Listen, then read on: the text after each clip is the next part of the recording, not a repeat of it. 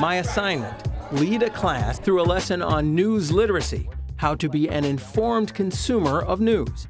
What is news? You want a sense of the other person's perspective. I mostly get my news on current things from like articles that pop up on my phone, and then I'll fact check them. I believe one of them is called Snopes. Snopes.com, an excellent independent source for checking facts. Understanding that is part of the news literacy education these 8th graders are getting as part of a program called Checkology. Developed by the News Literacy Project, the goal is to help kids determine if news is real or fake, as well as applying what they've learned. We will be talking with 2 experts about food insecurity.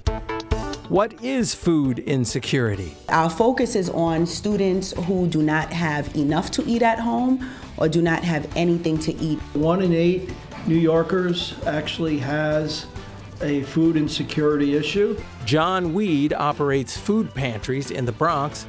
Alexis McLean oversees food pantries at Medgar Evers College in Brooklyn.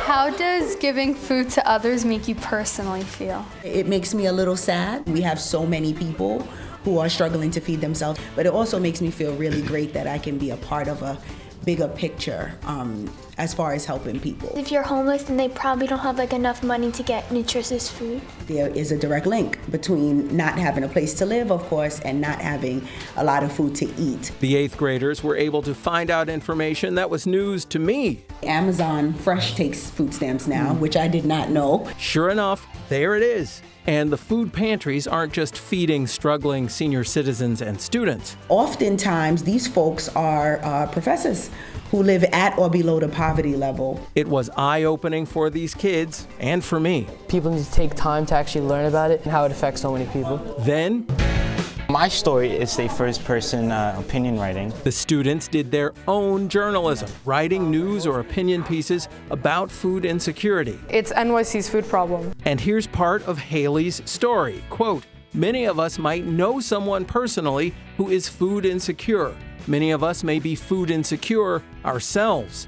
I want to do a mix of my opinion and the facts. All of the stories had those elements, like this fact in Isabella's story about qualifying for food stamps. Quote, "Just because you don't does not mean that you're not food insecure." The experts, the issue, the education about news literacy all came together. Some people change the world in a classroom.